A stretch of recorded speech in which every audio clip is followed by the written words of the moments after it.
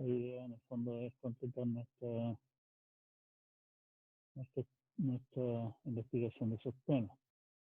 Nuestro último gran tema fue el lema de bombeo para lenguajes regulares. Creo que alcanzamos a hacer un par de ejemplos del lema de bombeo. Y como ya les comenté, el lema de bombeo es uno de los problemas, una de las áreas que produce graves problemas en esta rama siempre. Entonces, a mí me interesa que quede muy claro qué es lo que dice el lema de bombeo, primera cosa. Y segunda cosa, que quede también muy claro cómo se emplea el lema de bombeo para demostrar que algún lenguaje no es regular.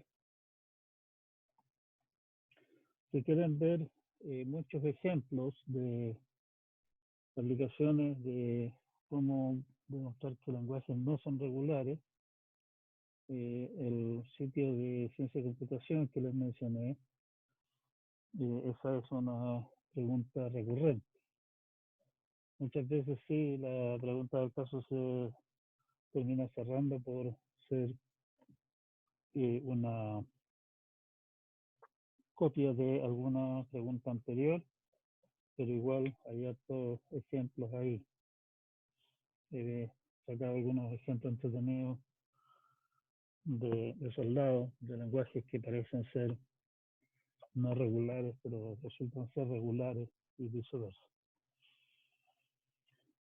Cedo la palabra entonces al respecto del tema, qué es lo que es lema de bombeo.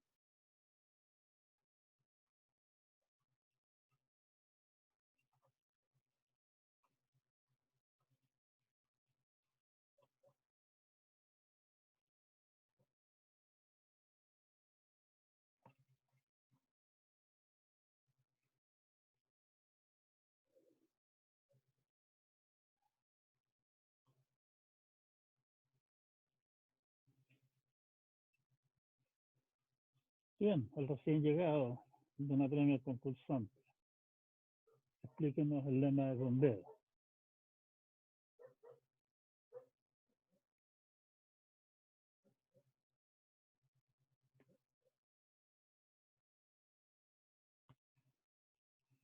¿Aló? Continúe el video.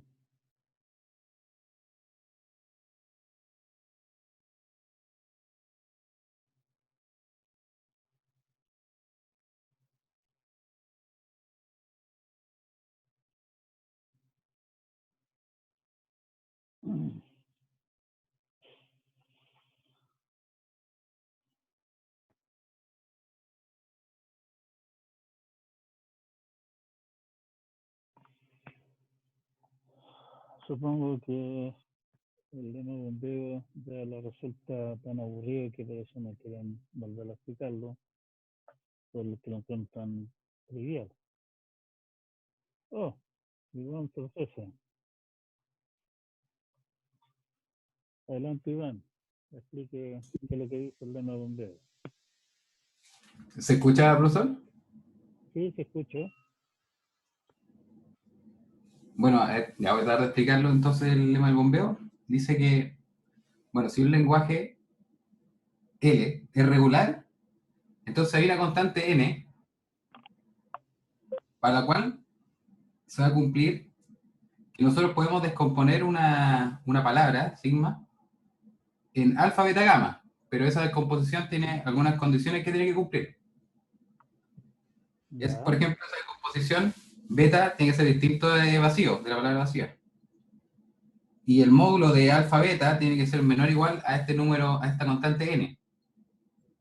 Y lo más crucial de todo sería la condición de que se tiene que cumplir de que para todo k mayor o igual que 0, la expresión alfa, beta a la k, gamma, tiene que pertenecer al lenguaje. ¿Alguna condición sobre el sigma? Sí, sigma, el módulo de sigma tiene que ser mayor o igual que n. que es la constante n. Y el módulo en este caso significa qué cosa, El módulo es largo. el largo de la palabra. Entonces, todo este pimponeo, como explicó entre Sansano y el adversario, sería en que finalmente, si es que no se cumple, o sea, o existe un K que hace que esa condición no se cumpla, o sea, que alfa, beta a la K, gamma no pertenezca al lenguaje, significa que ese lenguaje no es regular. Pero si cumple el bombeo, podría ser regular, pero bueno, al parecer hay condiciones en que se cumple y no es regular, pero esto serviría para demostrar de que este lenguaje no es regular. Correcto. Ahora, un par de puntos con los que hay que tener cuidado. Lo que dice el lema de bombeo es que hay una constante. No sabemos cuánto es n, ¿cierto? Básicamente,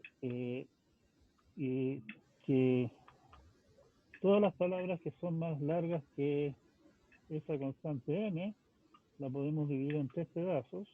De alguna forma, no me dice cuál es la forma en que se divide. Lo único que me asegura es que el largo de los primeros 2 pedazos es de largo menor o igual que n en conjunto, de tal manera que el segundo pedazo, que no es vacío, porque si fuera vacío repetirlo no tiene absolutamente ningún chiste, ¿cierto? Lo puedo repetir y el resultado siempre está dentro del lenguaje. El uso que se le da al lema bombeo es, como tú bien dijiste, para demostrar que ciertos lenguajes no son regulares, por la vía de suponer, en el fondo, usar una demostración por contradicción. Supongamos que el lenguaje es regular. Si es regular, entonces tiene que cumplir el lema de bombeo. ¿Qué es lo que me dice el lema de bombeo? Que hay una constante. Como el lema de bombeo dice que hay una constante, no puedo suponer nada al respecto más que esa constante es un número natural. ¿Sí? Que todas las palabras cuyo largo es mayor que esa constante, mayor o igual que esa constante en realidad, las podemos dividir en 3 pedazos y el pedazo del medio lo podemos repetir.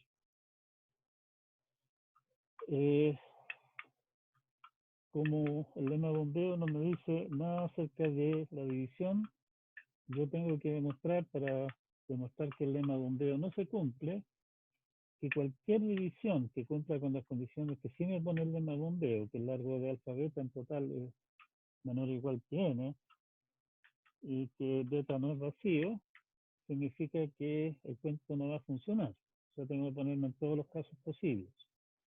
Y lo que me asegura el lema bombeo es que todo número de repeticiones, o sea, puedo repetir 0, 1, 2, 1517 veces, siempre va a estar dentro del lenguaje, porque el lema de bombeo se cumple. Como el lema de bombeo dice para cualquier K, ahí yo tengo la libertad de elegir el K que se me antoje, que me resulte más cómodo.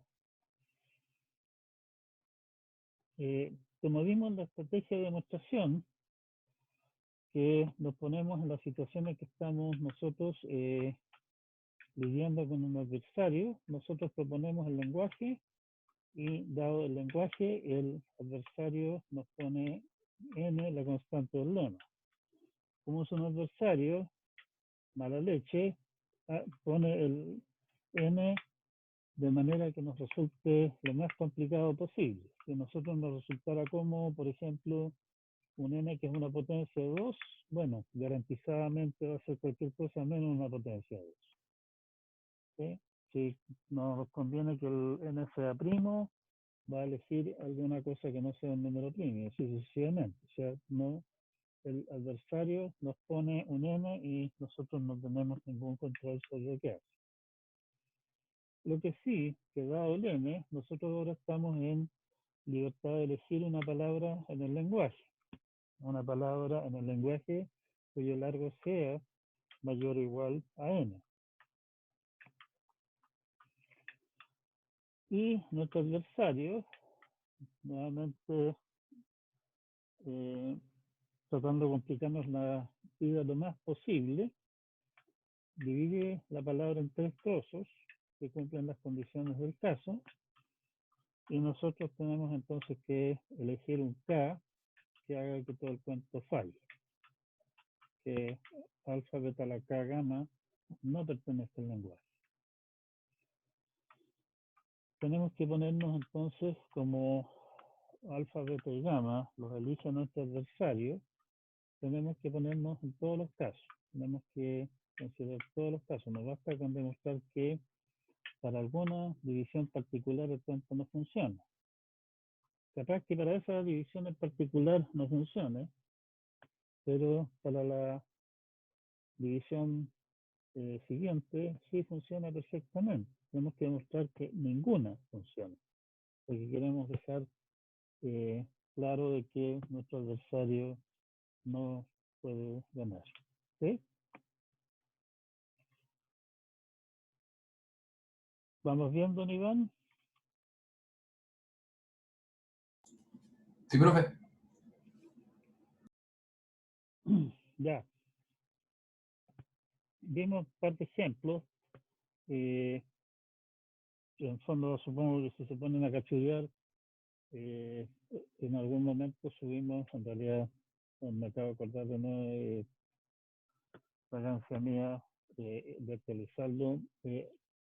Hay en el Moodle una colección inmensa, completa básicamente, de tareas, certámenes y otros de años anteriores de este ramo, y también por ahí entre medio hay una serie de cachureos de ramos que vienen de antes de que existiera este ramo. O sea, este tipo de materia hace tiempo que se ve en la carrera de informática, básicamente desde el principio de la carrera, pero el nombre del ramo ha ido cambiando de nombre, y hay una colección de cosas que tengo desde tiempos inmemoriales.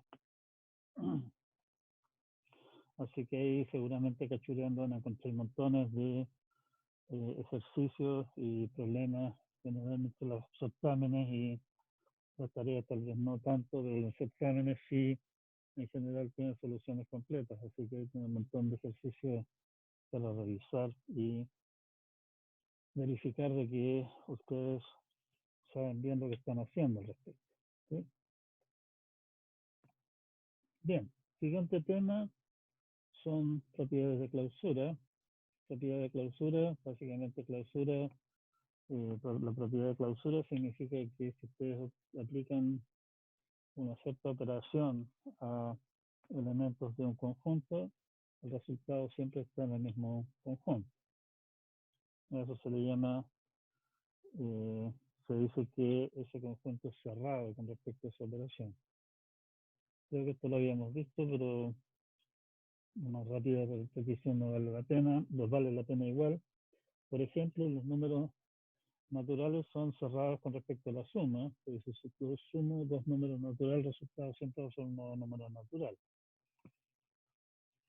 Son cerrados también respecto a la multiplicación, no son cerrados con respecto a la resta, porque si yo calculo, por ejemplo, 10 menos 5, el resultado es 5, está bien, ese es un natural, pero si calculo 5 menos 10, el resultado es menos 5, que no es un número natural.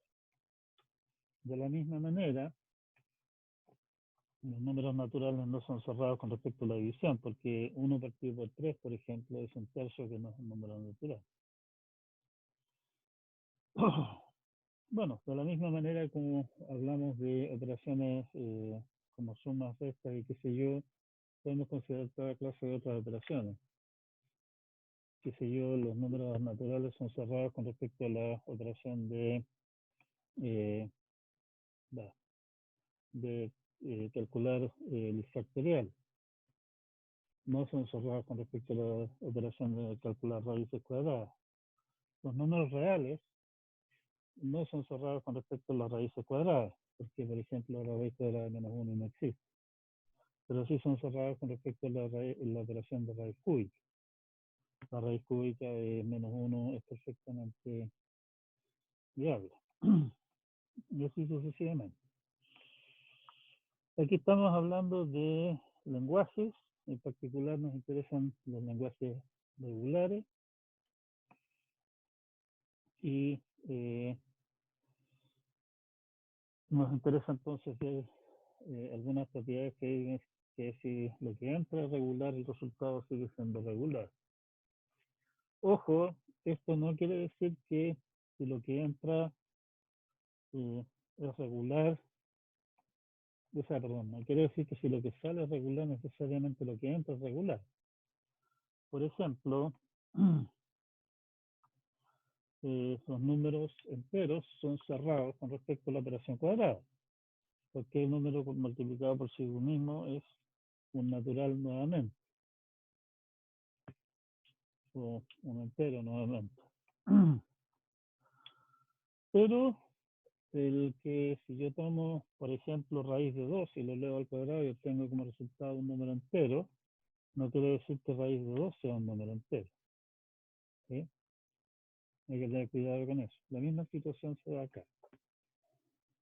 O sea, esto nos sirve si es que L1 y L2, los típicos lenguajes que hemos estado usando y qué sé yo, son lenguajes regulares, entonces el resultado de la unión, la concatenación, el asterisco, el más, son todos regulares. Pero si yo les doy un lenguaje y les digo que el asterisco de este lenguaje es regular, eso no quiere decir que el lenguaje sea regular. Por ejemplo, nosotros vimos el lenguaje de los cuadrados, ¿cierto? De los a a la n cuadrado, que demostramos que no es regular. Queda como ejercicio para ustedes determinar cuánto es ese lenguaje asterisco y demuestran que ese lenguaje es regular, a pesar de que el L no es regular. En el caso de esas operaciones que aparecen ahí, unión, concatenación, asterisco y más, en el fondo son las operaciones que definen lo que es una expresión, o sea, definen lo que es una expresión regular. Si supongo que L1, L2 están dados por expresiones regulares, eso de ahí lo único que hace es armar una nueva expresión regular, así que estamos al otro lado. Cuidado, cuando estamos hablando aquí de uniones, concatenaciones y qué sé yo, eso considera un número finito de operaciones. Por ejemplo, nuestro lenguaje, nuestro niño símbolo, la n de a la n, no es regular, pero lo podemos expresar como una unión infinita de lenguajes regulares, como la unión infinita sobre n mayor o igual a 1 de a la n de a la n. Que cada uno de esos es un lenguaje de una sola palabra, como es finito, todos los lenguajes finitos son regulares. Siguiente teorema, si un lenguaje es regular, su complemento es regular. La idea aquí es usar autómatas al respecto de la forma más fácil de hacerlo. Supongamos que tenemos un DFA que acepta ese lenguaje, el DFA en el cual hacemos que todos los estados finales sean no finales y los no finales sean finales, o sea, intercambiamos finales y no finales, acepta exactamente el complemento del lenguaje.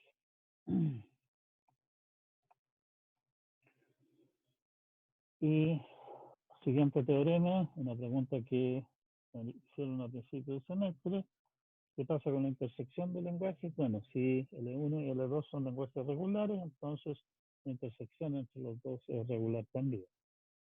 La demostración usando las propiedades, viendo que propiedad de clausura en este caso, y usando la ley de De Morgan, vemos que la intersección no es más que el complemento de la unión de los complementos. Y como los lenguajes regulares son cerrados con respecto a unión y complemento, vamos al otro lado.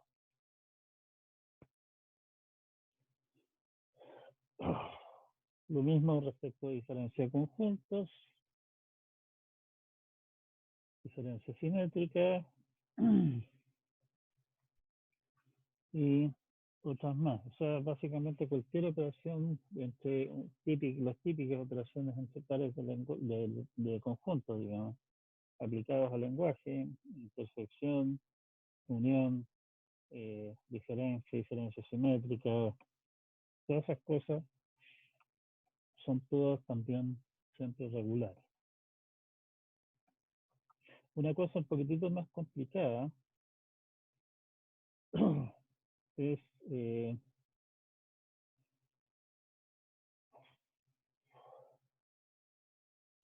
bueno, lo que podemos hacer es, por ejemplo, para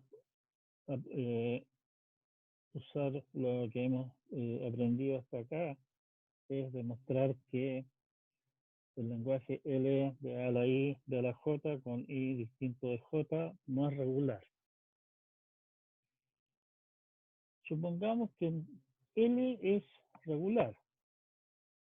Entonces es regular el lenguaje L de A más de más, o sea, cualquier número de A seguido por cualquier número de B, menos el lenguaje que me están dando. Pero el lenguaje que me están dando es número de A y número de B, porque el número de A no sea el número de B, y por lo tanto la diferencia entre esos dos lenguajes, entre el lenguaje este dado acá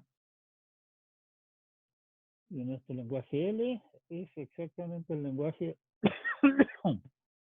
de las palabras formadas por NA y NB, con N mayor o igual a 1. Que es exactamente nuestro pequeño símbolo de lenguajes que no son regulares. Y por lo tanto llegamos a la contradicción de que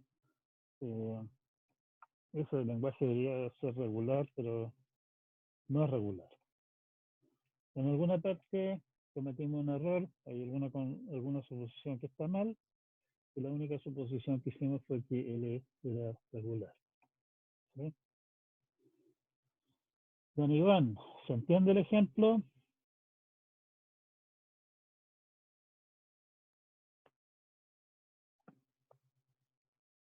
Usted que nos explicó el lema de bombeo y todas esas cosas. ¿Me sigue hasta aquí?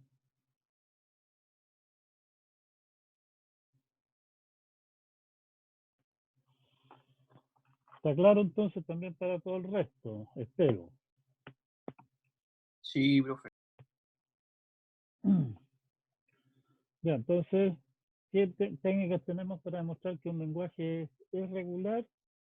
Bueno, las técnicas es decir, mire, este lenguaje es regular porque aquí tiene un DFA, aquí tiene una expresión regular, aquí tiene un NFA.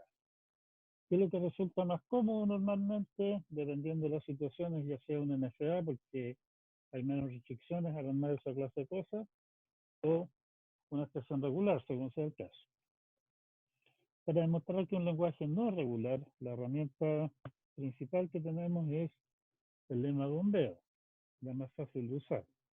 La herramienta definitiva, el teorema de Magel-Nerode, que nos da una condición necesaria y suficiente para que un lenguaje sea regular, pero es bastante engorroso de usar. Las otras alternativas que tenemos para demostrar que un lenguaje es regular es utilizar las condiciones de clausura. O sea, si es que yo puedo armar mi lenguaje a partir de piezas que sé que son regulares, utilizando algunas de las propiedades que hemos demostrado acá, quiere decir que ese lenguaje tiene que ser regular, a pesar de que pueda ser un queso horroroso de escribir. Así que se puede armar de forma relativamente sencilla usando estas cosas, estamos al otro lado. Para usar esto, para demostrar que un cierto lenguaje no es regular, es nuevamente una demostración por contradicción, como la que acabamos de hacer ahora. Supongamos que es regular, efectuamos con él algunas operaciones que deberían darnos un lenguaje que es regular al final, pero resulta que nos da algo que yo sé de antes que no es regular y estamos entonces en una contradicción y hemos demostrado que nuestra suposición es falsa. Bueno, vamos a la siguiente operación importante acá. sea L un lenguaje sobre sigma y sea L sub A lenguaje sobre alguna otro alfabeto delta, y L sub A es un lenguaje para cada A que pertenece a sigma. O sea, si es que, por ejemplo, no sé, el A es, o sea, el sigma es el alfabeto ABC, entonces L sub A podría ser, el delta podría ser, por ejemplo, 2 dígitos, y L sub A podría ser, por ejemplo, el conjunto de todos los factoriales, o sea, 1 factorial, 2 factorial y así sucesivamente. B podría ser el conjunto que contiene únicamente, o sea, corresponder, L sub B podría ser el conjunto que contiene solamente el número 1, y L sub C podría ser el lenguaje de todos los números primos escritos en decimal. ¿Sí? A eso se refiere este cuento. Entonces, la sustitución sigma dada por los distintos L sub A se define para una palabra dada, alfa que sea A1, A2 hasta sub n, como A1, A2, AN da el resultado de concatenar L de A1 con L de A2, bla, bla, bla, con L de A sub n. Nótese que incluso si, incluso para la palabra alfa, eso va a resultar siempre en un lenguaje, no una palabra. Es más o menos obvio, como siempre lo vamos a estar haciendo, extender esa operación a lenguajes de la forma natural. O sea, el sigma, la sustitución aplicada a un lenguaje, es simplemente la unión de todos los lenguajes resultantes de aplicar la operación sigma a cada palabra del lenguaje. En general, esa unión va a ser una unión infinita. Cuidado, ¿sí? Hay que tener un poquitito de cuidado de hacer cosas con él. Nótese que el lenguaje L, del que estamos partiendo en nuestra definición de acá de signo de L, puede ser regular o no. No hay ninguna clase de restricción. La definición simplemente dice son lenguajes. Lo mismo los lenguajes L sub A. Podrían ser regulares o no, ¿verdad? Incluso podrían ser vacíos o simplemente el lenguaje que contiene solo la palabra epsilon. ¿Sí? No hemos puesto ninguna restricción. Teorema 310, entonces, los lenguajes regulares son cerrados respecto de sustituciones. Sea L, entonces, un lenguaje regular, subconjunto de sigma asterisco. L sub A, para cada A, un lenguaje regular, subconjunto de delta asterisco.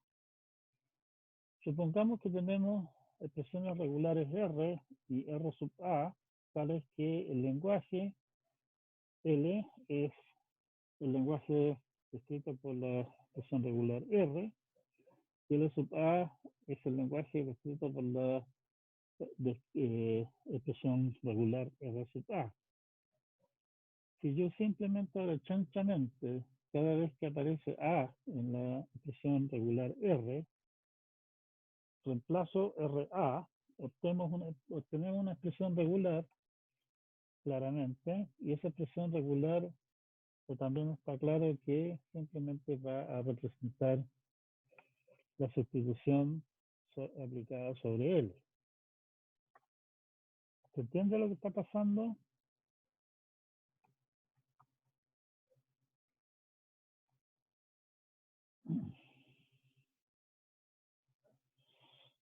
Don Iván.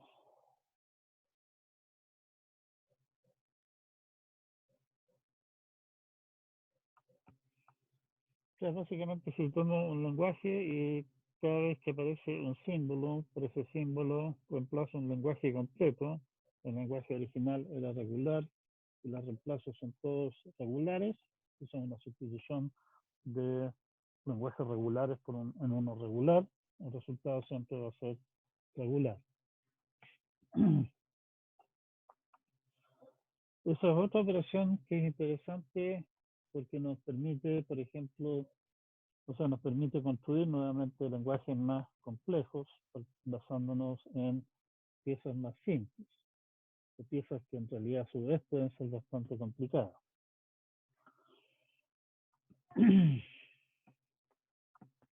Bien, siguiente cosa, algo que posiblemente ustedes hayan visto ya en otros ámbitos, la gente que juega con álgebra abstracta se peina con estas cosas.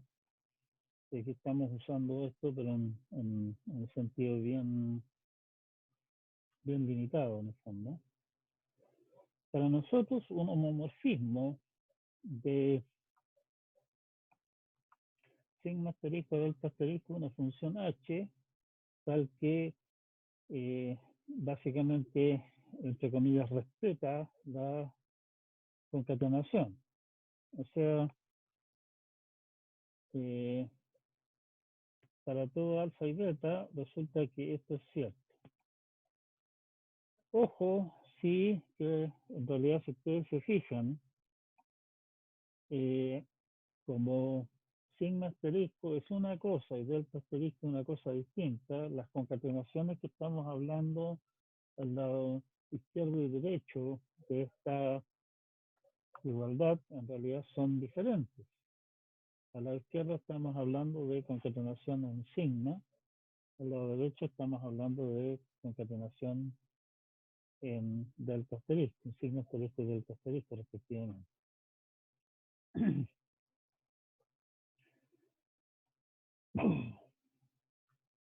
Un homomorfismo en el fondo lo que hace es hacer de mapa entre resultados de operaciones, o sea, un mapa entre operaciones. Acá nos interesa en particular las operaciones de concatenación en sigma asterisco y en delta asterisco. Un ejemplo tal vez más cercano, digamos, es el caso de calcular logaritmos.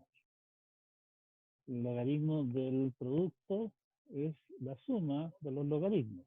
O sea, básicamente me está mapeando la operación de multiplicación a la operación de suma y sus resultados. En nuestro caso particular, es claro que h de epsilon tiene que ser epsilon, porque si no, el asunto no cuadra por ningún lado. Y como h de a1, a2, a3, bla, bla, hasta a sub n, por la definición del homomorfismo lo podemos descomponer en h de a1, h de a2 hasta h de a n. Nos basta con definir h para cada alfa, para cada símbolo en sigma, y decir esta cosa es un homomorfismo, y por lo tanto con eso lo tengo definido para todas las palabras en sigma asterisco. ¿Sí? Un homomorfismo de sigma asterisco a delta asterisco, básicamente lo que hace es reemplazar cada símbolo de sigma por una palabra, no un lenguaje como el caso de las sustituciones, en delta. Y esa observación anterior en realidad nos lleva directamente entonces a nuestro siguiente teorema: los lenguajes regulares son cerrados respecto a homomorfismos.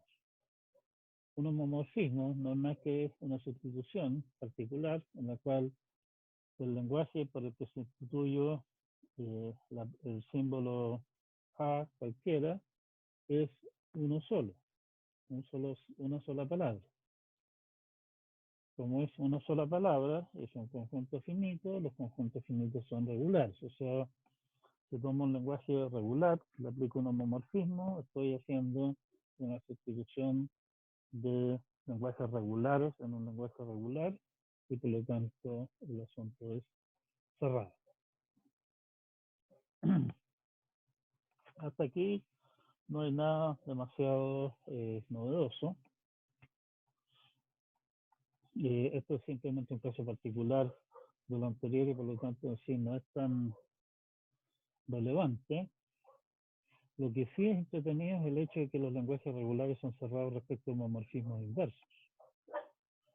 Un homomorfismo inverso se refiere a básicamente una palabra, traducirla en un símbolo.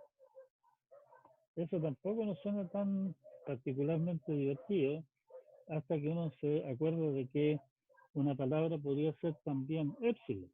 Y eso nos permite entonces de alguna manera hacer aparecer cosas de la nada al aplicar un homomorfismo inverso. La demostración en realidad es más o menos simple. Sea L un lenguaje regular sobre delta y un homomorfismo H.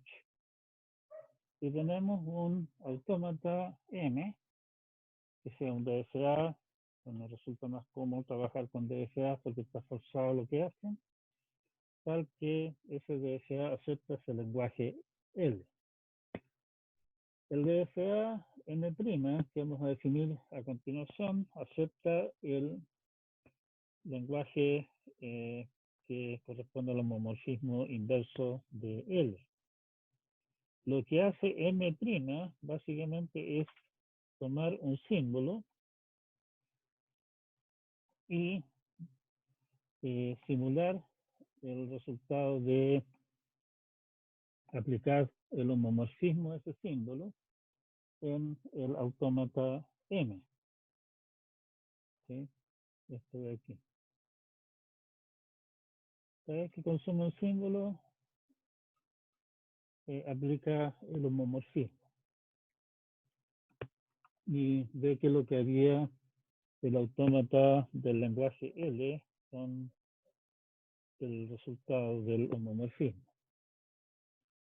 Básicamente, símbolo a símbolo, vamos construyendo el homomorfismo correspondiente y vamos. Y eso me dice entonces que si, o sea, en el fondo tomo la palabra, la descompongo en símbolos, para cada símbolo le aplico el homomorfismo, lo mismo que aplicar el homomorfismo a la palabra completa. Si la palabra completa es aceptada por M, quiere decir que este ejercicio va a aceptar este cuento también. ¿Se entiende lo que pasa?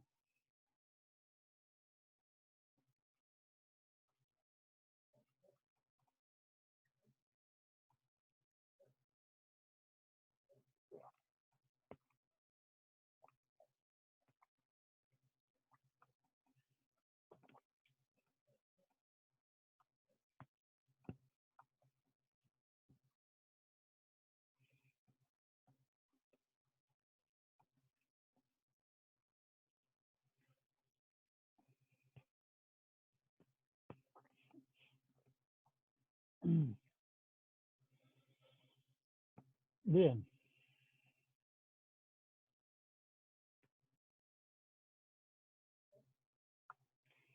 La pregunta que siempre me hacen es la sección 3.3. Siempre me están preguntando, oiga, profe, ¿cómo es esta cuestión del lema bombeo? Un lenguaje que cumple el lema bombeo, pero que igual no es regular. Y aquí tenemos en el tema 3.13 un ejemplo de un lenguaje que cumple el lema bombeo, pero no es regular. La demostración es un poquitito larga, se las dejo a consideración de ustedes, o simplemente me creen de que tales cosas existen. O sea, que no es que basta con que el lenguaje cumpla el lema bombeo para ser regular. Está avisando que mi conexión de internet es media, está inestable, así que probablemente nos encontremos con algunos problemas. Hay una serie de ejercicios al final del capítulo que les solicito que realmente los piensen y le den un par de vueltas y vean si es que si es que pueden convencerse de sus respuestas al respecto. Les recomiendo incluso, ya que ustedes quisieron armar grupos de estudio, échenle una mirada a cada uno por su cuenta, tal vez júntense y discutan las cosas. Si es que queda algún tema que queda medio dudoso, que hay algunos que hay alguna duda respecto de algo, me consulta.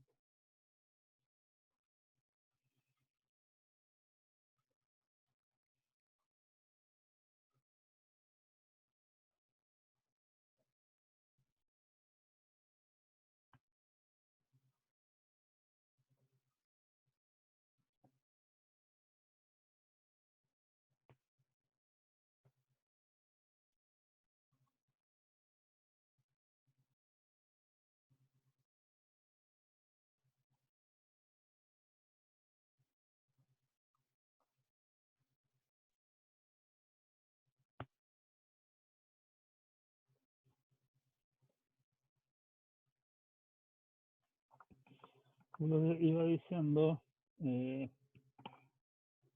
por favor,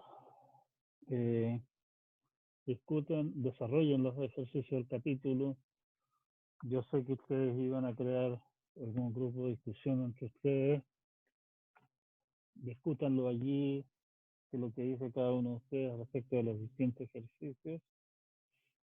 Y si es que hay alguna clase de duda, alguna cosa no les parece, o ustedes creen que encontraron alguna demostración particularmente elegante para alguna solución particularmente elegante para alguno de los ejercicios, compártanla. Compártanla en Moodle, compártanla comentando al respecto de la próxima clase, etc. ¿Sí?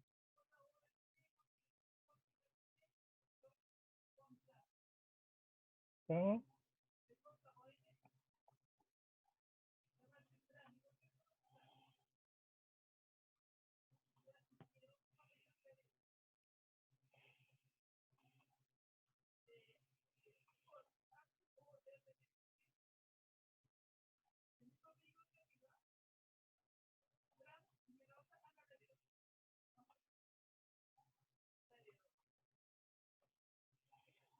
Vamos a cerrar con esto, en el fondo el tema propiedades de los lenguajes regulares.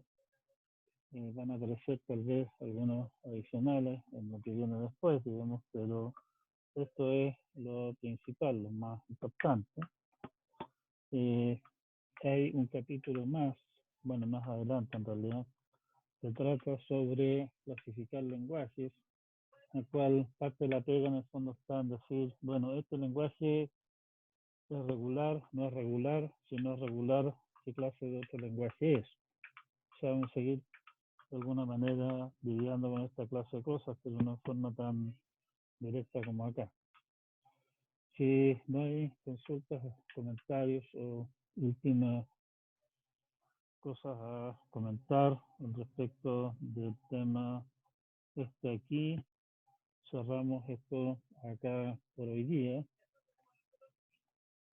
Podemos dedicar un par de minutos a la próxima clase, por ejemplo, y vean los ejercicios de los capítulos y los ejercicios anteriores, y hablar un poco respecto de las cosas del caso.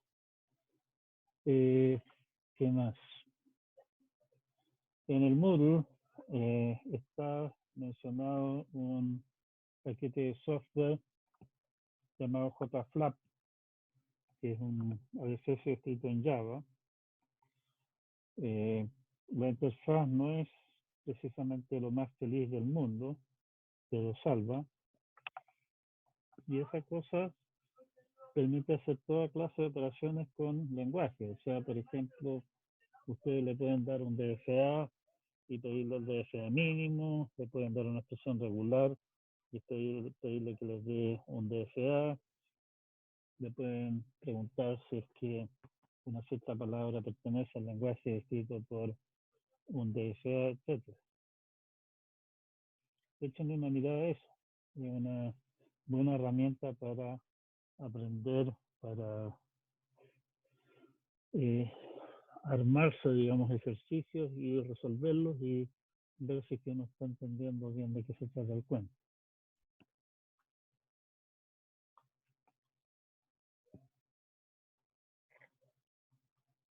En todo caso, JFlap va más allá de los lenguajes regulares que hemos estado viendo nosotros. También es capaz de manejar otros tipos de autómatas. Me empecé por ahí con otro sitio más que tengo que echarle una mirada que es relevante para nuestra materia que viene a continuación. Y cuando vea si es que nos sirve o no, se las voy a compartir también a través del Moodle como material adicional de interés. Bien,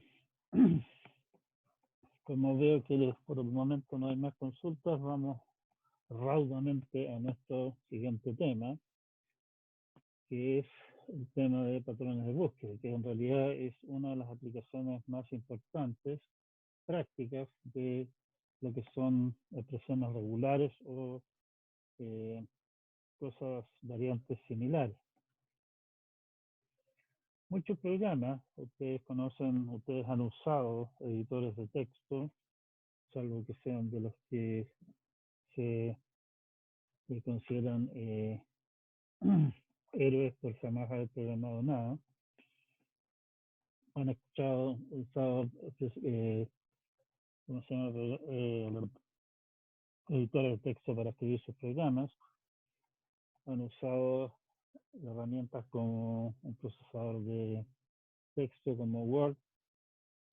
Han escrito las tareas de ramos varios usando LaTeX. Han usado cosas como Excel, y en Excel han solicitado buscar, qué sé yo, la línea en que se menciona una cierta persona. O sea, en muchos casos nosotros queremos expresar la idea de búsqueme esto en un texto mayor. Es una operación frecuente. Muchas veces las búsquedas no son simplemente de búsqueme la palabra esta tal cual, sino que estamos buscando cosas más complejas. Estamos buscando, por ejemplo, cosas tales como alguna palabra que comience con H y termine con Z. O estamos tratando de ubicar las partes donde se definen una función en nuestro programa C, etcétera. En realidad, buena parte de toda la teoría, digamos, de expresiones regulares y la maquinaria que nosotros vimos de NFA, transformada expresiones regulares en NFA y los NFA en DFA y los DFA en finalmente un DFA mínimo, viene precisamente de aplicaciones de hacer búsquedas en programas dadas por expresiones regulares, o sea, patrones que no son simplemente palabras fijas. Probablemente, en realidad iba a decir, levanten la mano, pero lamentablemente no los veo a ustedes. Me imagino que algunos de ustedes están cursando en este momento el ramo de lenguajes de programación. Otros posiblemente ya lo hayan cursado. Ustedes han programado en Python y probablemente en Python han utilizado búsqueda de expresiones regulares, ¿sí? Lo que Python le llama regex en realidad. No son realmente expresiones regulares como vamos a ver pronto. Pero cosas que son parientes cercanos de eso son muy, muy comunes en al programar, y como son operaciones comunes y programarlo a mano 1 de 0 es bastante complicado. hay bibliotecas, hay estándares que indican cómo escribir expresiones regulares o regex más bien, y qué es lo que significan.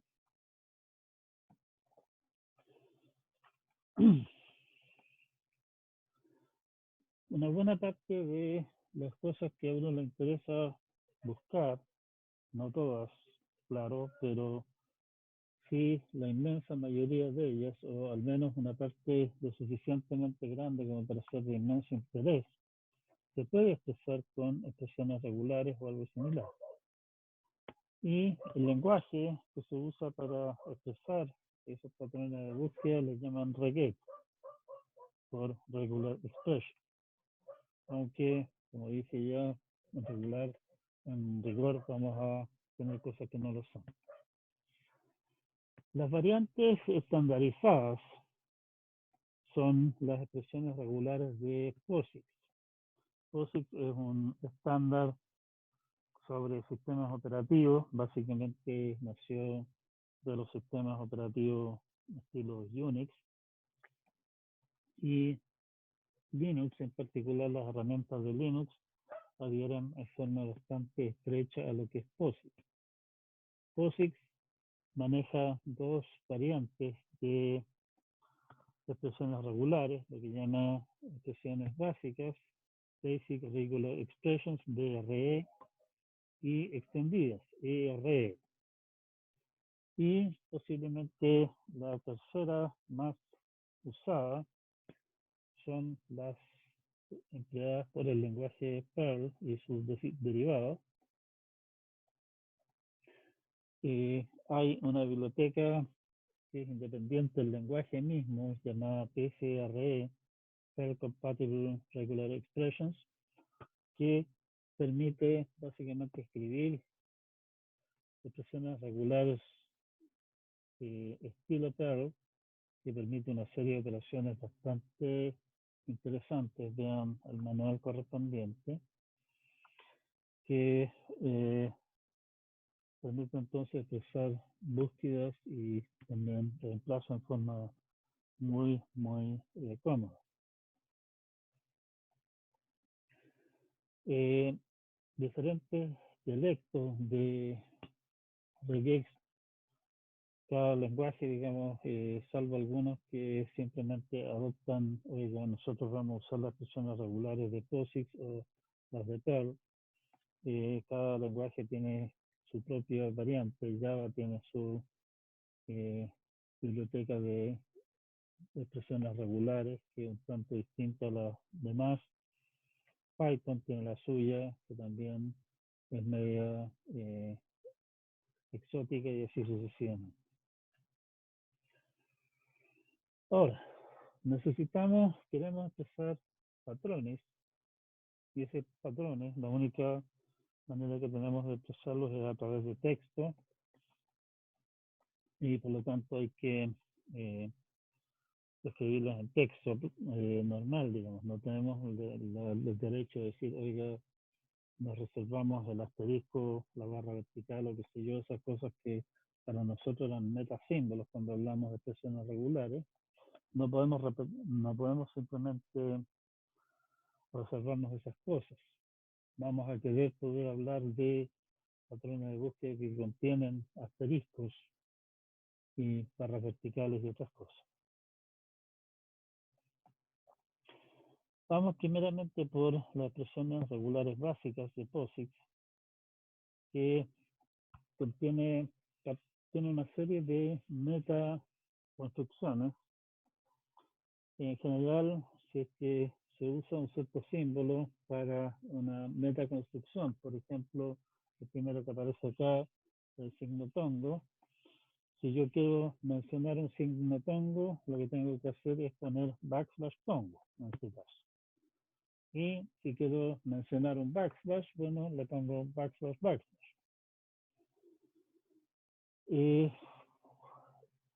Los primeros dos, tongo y peso, probablemente parte de esto ustedes ya lo conocen, y aquellos de ustedes que son fanáticos de VI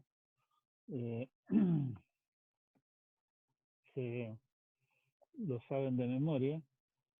Y tongo y peso en realidad no calzan con ningún carácter, sino que son lo que se llaman anclas, calzan en ciertas posiciones. El ancla tongo calza la posición inicial, el principio de la línea generalmente, y el ancla peso calza el final de la línea generalmente. El ancla punto, o sea, no el ancla, el punto es una abreviatura para no tener que anotar todos los caracteres. Generalmente, en este caso particular, el punto normalmente no calza con el carácter nueva línea, o sea, pasar a la línea siguiente, pero hay situaciones en las que sí lo hace. ¿Sí?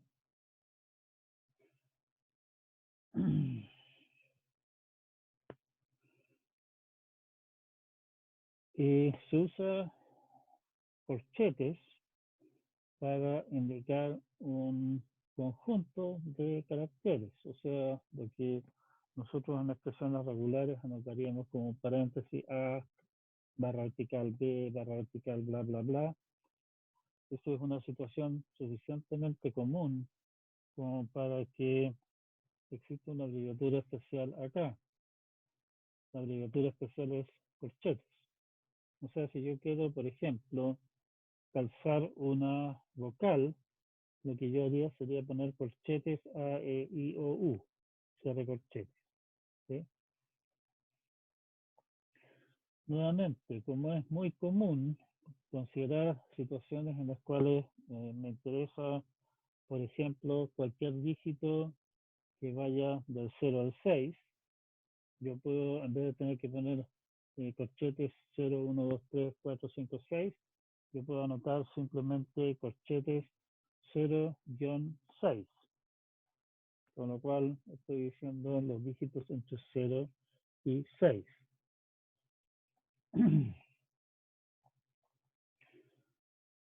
Y el ejemplo que aparece aquí, 0-9, A minúscula, F minúscula, A mayúscula, A F mayúscula, son dígitos hexadecimales. O sea, estoy diciendo cualquier carácter que es un dígito, 0-9, es una A a una F minúsculas o una A a una F mayúsculas. Entre corchetes, los caracteres anteriores pierden su significado especial. O sea, por ejemplo, en corchetes un peso es simplemente un signo peso. El tongo es medio especial. Eso lo vamos a discutir inmediatamente.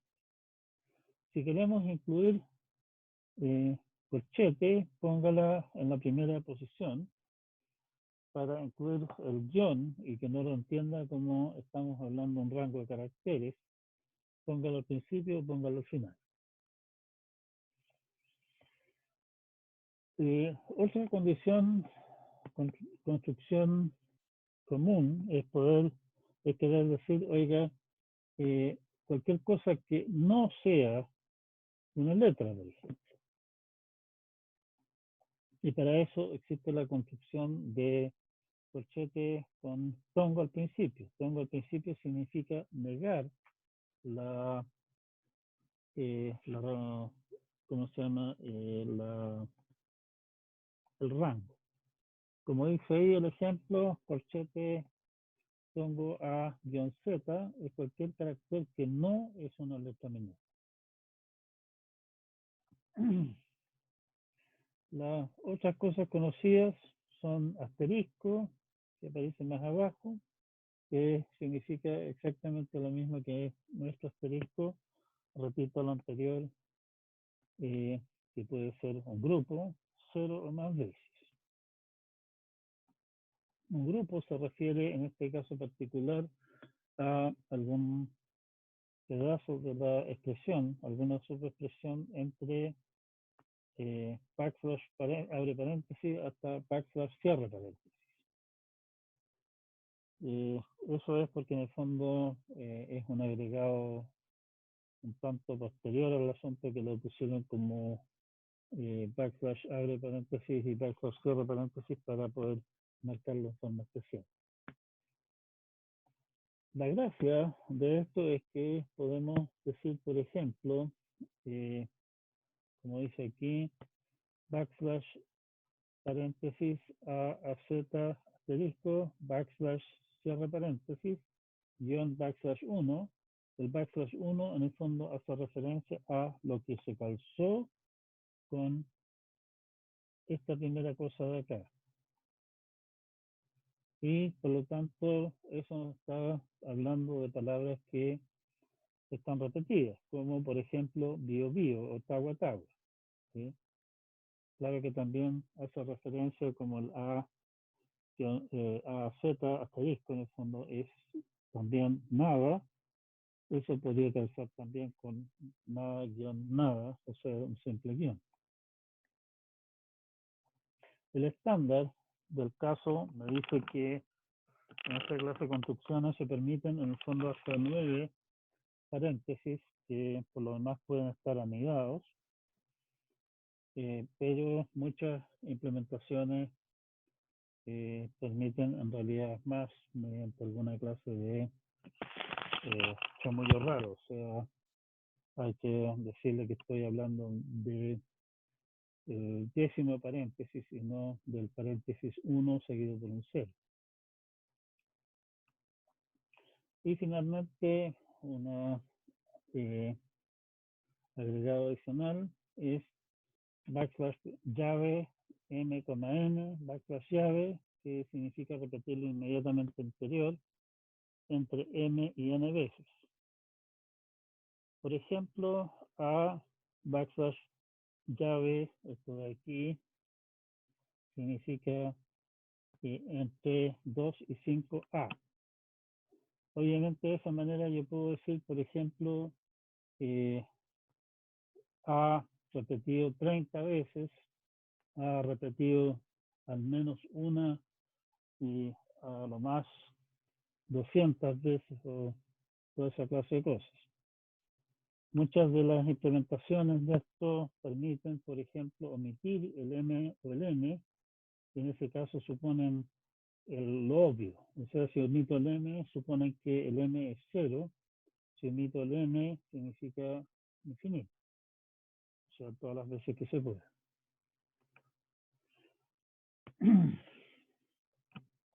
Si ustedes revisan esto de acá, esto de aquí, por un lado, es un subconjunto de lo que se puede hacer con nuestras expresiones regulares.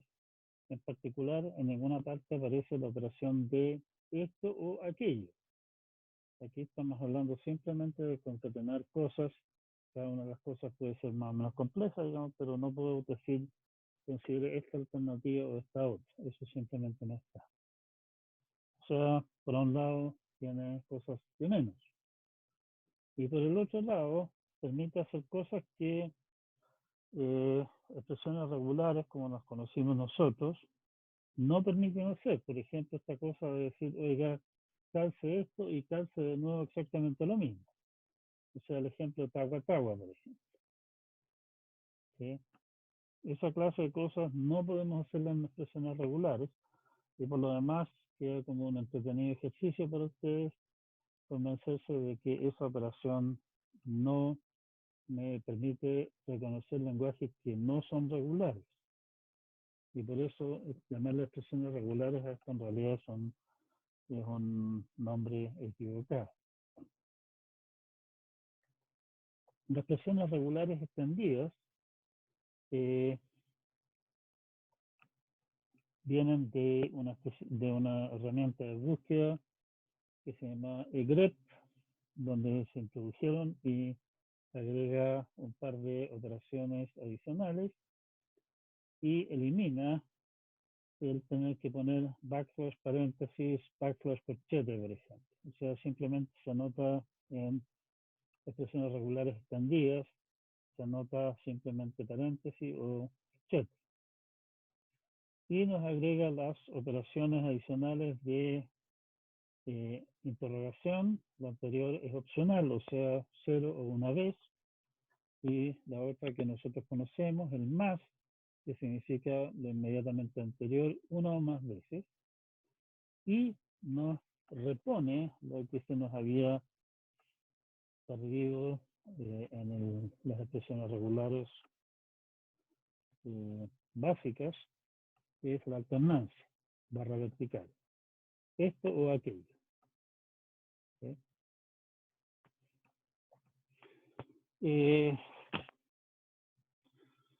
Las versiones más nuevas de esto, que seguramente va a ser lo que ustedes encuentran en Linux o creo que incluso también en Linux, perdón, en Windows, ustedes pueden también hacer referencia a ciertos conjuntos de caracteres predefinidos, rangos predefinidos, que se anotan como corchete, dos puntos, nombre del rango, el nombre de la clase, dos puntos cierre corchetes. Por ejemplo, el num significa alfanuméricos, números ilícitos. Ojo que al num no es simplemente letras mayúsculas y minúsculas, digamos, del inglés, sino que nosotros estamos trabajando en castellano, incluye también las letras del castellano, como la ñ o la i con acento y ese tipo de cosas. Alfa son letras, mayúsculas y minúsculas. Lower son minúsculas, upper son mayúsculas. Digit, depende, son dígitos. Nótese también que en el estándar de caracteres que estamos usando hoy día, nosotros en forma casi universal, que es Unicode, se incluyen también una serie de dígitos como se escriben, por ejemplo,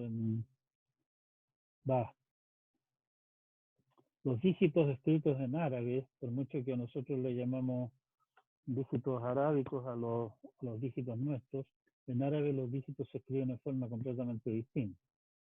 Por lo tanto, también, cuando dice digit aquí, en realidad incluye dígitos que no necesariamente sean los que conocemos nosotros. Y así sucesivamente, ¿sí? Hay un ejemplo acá de cómo usar expresiones regulares posixísticas en C. El programa ejemplo, si ustedes quieren, lo pueden extraer también del repositorio del apunte. Está ahí como un programa aparte. Lo que hace el apunte es simplemente incluir el archivo, digamos, como parte de este cuento, ¿sí? Así que échenle una mirada a eso también. La tarea les pide hacer más o menos la misma jugarreta, pero utilizando la otra variante que son las expresiones regulares de POSIX, perdón, de Perl, de SRE2. ¿Cómo llevamos esto a la práctica? La manera más simple, particularmente expresiones regulares simples, es a través de funciones recursivas, y como yo sé que ustedes son amantes, pero realmente entusiastas de todo lo que es programación recursiva, aquí tenemos un buen ejemplo de cómo llevar a cabo, cómo usar la recursión para llevar a cabo, para simplificar en el fondo, el escribir un programa que hace una tarea bastante compleja.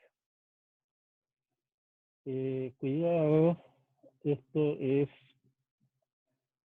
un programa inventado por el señor Pike, que es uno de un quinteto de personajes que alguien por ahí decía, mire, si ustedes encuentran un libro en el que aparecen entre los autores Aho, Ullman, Pike, Cunningham, Ritchie,